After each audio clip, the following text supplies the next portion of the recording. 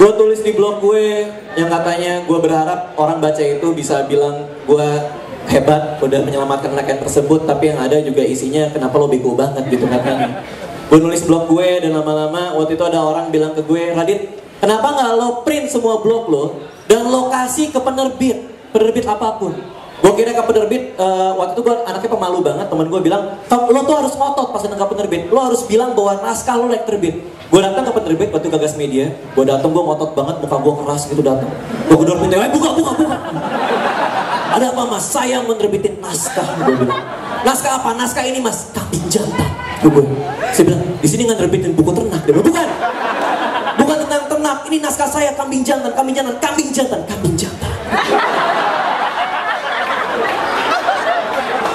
Dia bilang, saya baca dulu mas bukunya.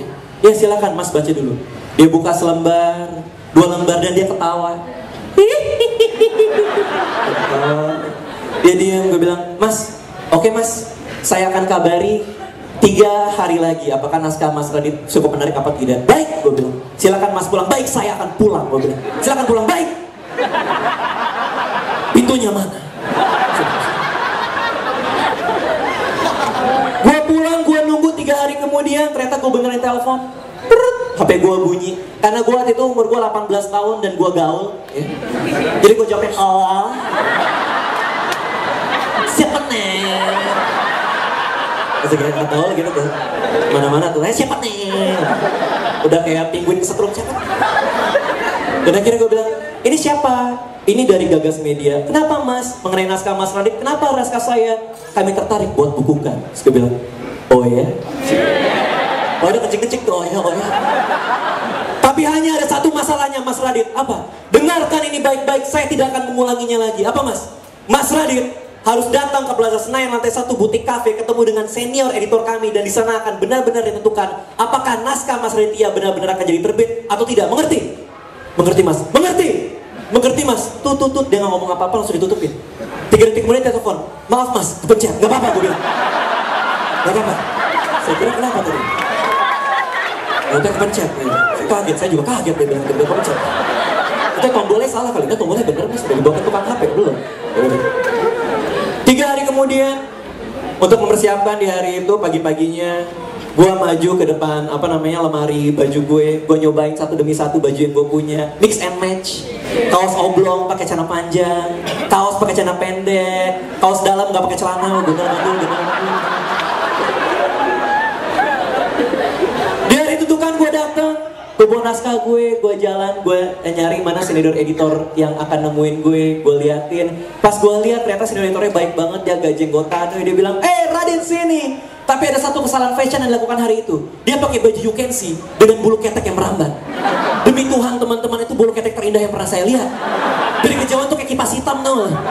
Kalau ketemu di tanah lapang ada angin, kebawa angin, lepek, turunin saya, iya mas, turunin. Gue berdiri paling pojok, ada 2 penulis lain hari itu. Ada 3 penulis hari itu, ada gue, Dila, sama satu cowok. Dipanggil satu-satu. Dila berdiri, iya mas. Duduk, iya mas. Naskah kamu bagus. Tapi gimana mas? Ada yang kurang, apa yang kurang? Dia gebrak meja, ada yang kurang. Tidak jadi terbit, kamu pulang. Gue deg-degan, gimana nih? Kamu berdiri, Dila, iya mas. Duduk, iya mas. Naskahnya gimana mas? Naskahnya bagus. Tapi, oke. Dia gebrak meja, berat. Dia terbitin, dia gini. Terbit! Dia bilang, lepek.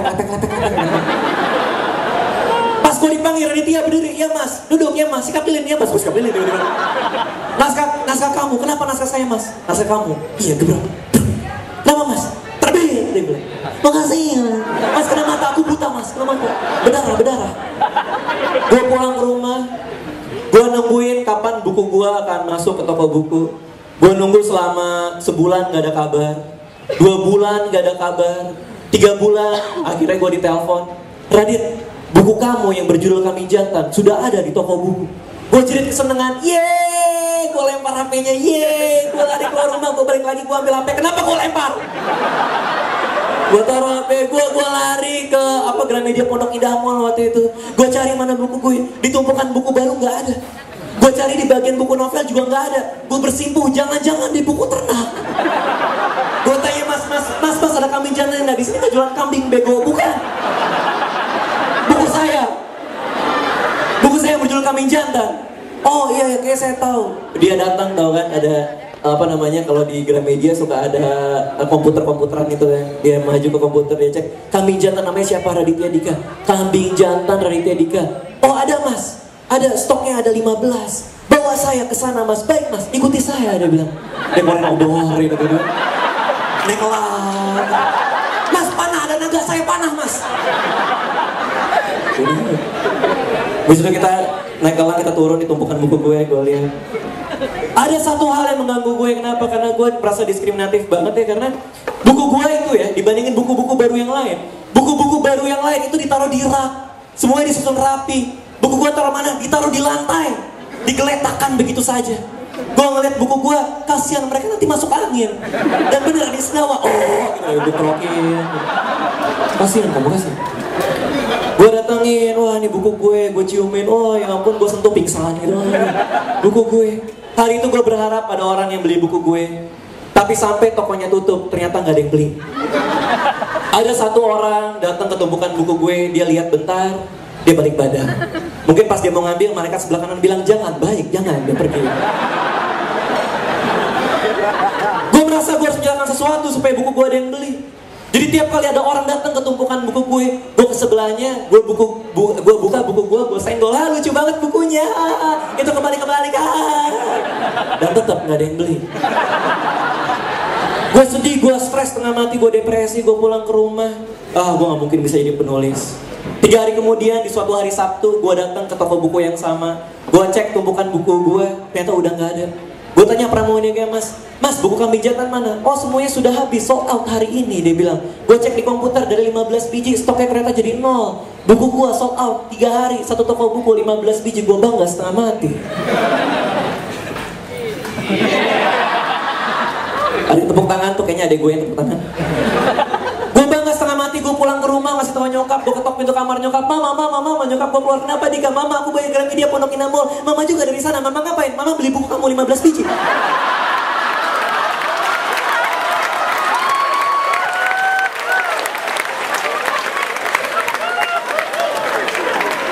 Nyokap gue ngeliatin, Dika kamu kenapa menangis? Gak apa-apa, aku anak siapa?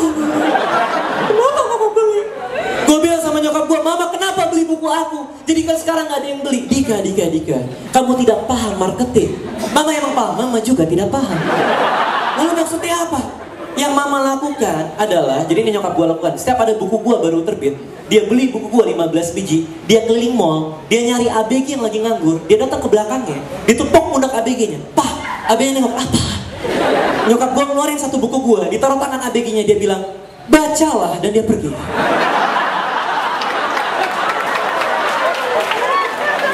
Udah semacam malaikat Jibril.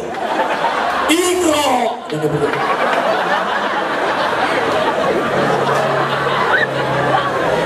Gue sampai terima email waktu itu, buku gue Babi Ngesot baru keluar, yang buku yang keempat.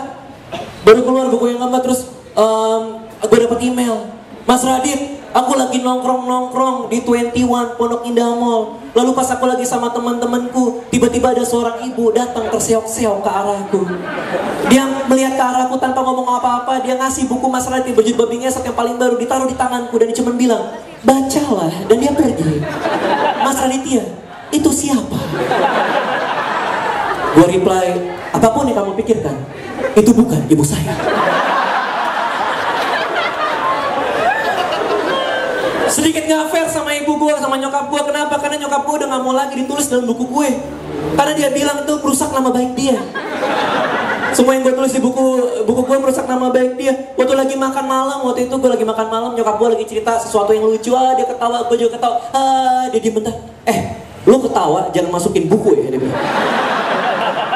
Enggak mah inget maling kundang, ya.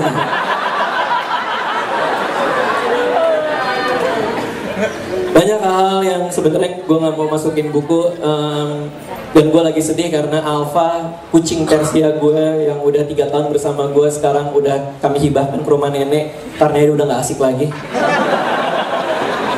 Kami semua bingung di rumah karena kita semua lagi nyari jodoh buat Alfa dan gak ada yang mau dia terima. Dia udah 3 tahun ngejomblo, dia cewek dan susah gitu ya. Alfa tetenya 6 kemana-mana jalan-jalan gitu, nyari jodoh susah banget.